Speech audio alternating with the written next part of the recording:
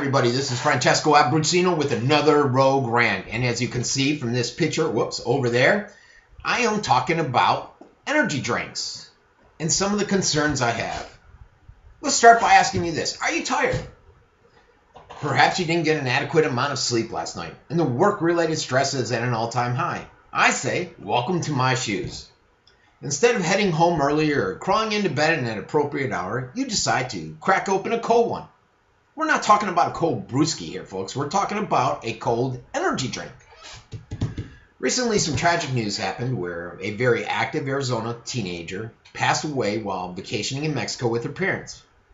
After drinking a Red Bull energy drink, being dehydrated from being out in the sun all day, Lana Hammond went into cardiac arrest, and she later died.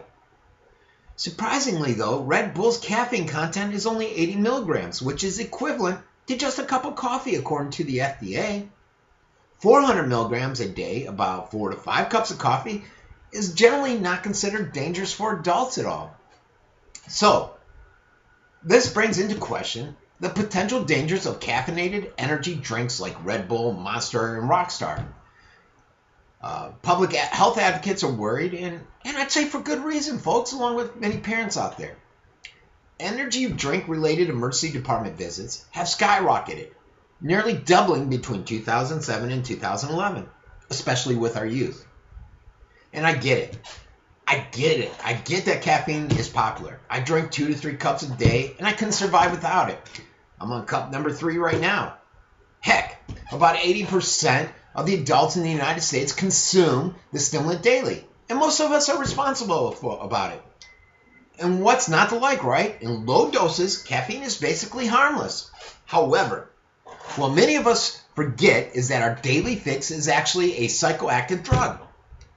Get high enough levels of caffeine and you run into what's called caffeine toxicity. That includes the headaches, the tremors, the heart palpitations, and the nausea. At high enough levels, caffeine is toxic enough that it can cause seizures, mania, hallucinations, even strokes. While most people understand how drinking a cup of coffee will affect them, energy drinks are relatively a new phenomenon and largely misunderstood. The neon-colored drinks can seem to be marketed towards active individuals and young people. Red Bull promises to give you wings. Monster and Rockstar energy drinks are promote extreme sports on their websites. We could be forgiven then for thinking that energy drinks are appropriate to consume while exercising, especially if we believe what marketing firms are telling us. But they're not, folks. They're not.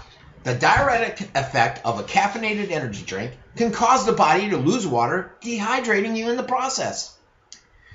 It might come as a surprise that the canned energy drinks don't come with health warnings the way alcohol and cigarettes do.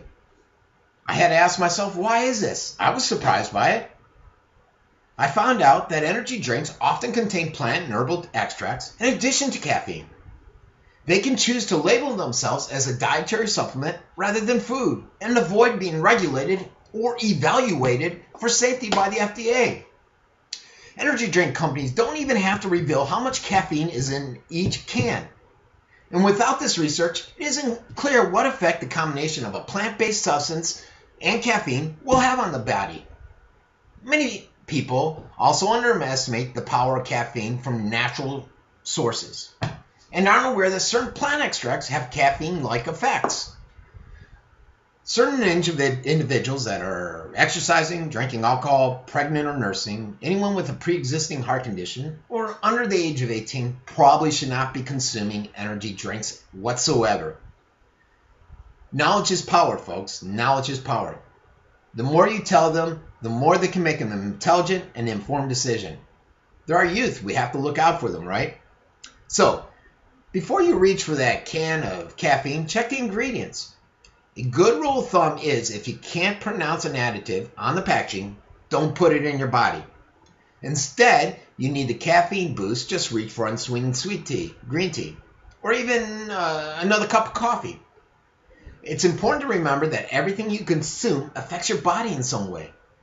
And while a sip that may be helping you avoid an afternoon nap underneath the desk, you're better off avoiding it. Your ticker will thank you in the long run. Everybody have a great day. This has been Francesco Abbruzzino with another Rogue Rant.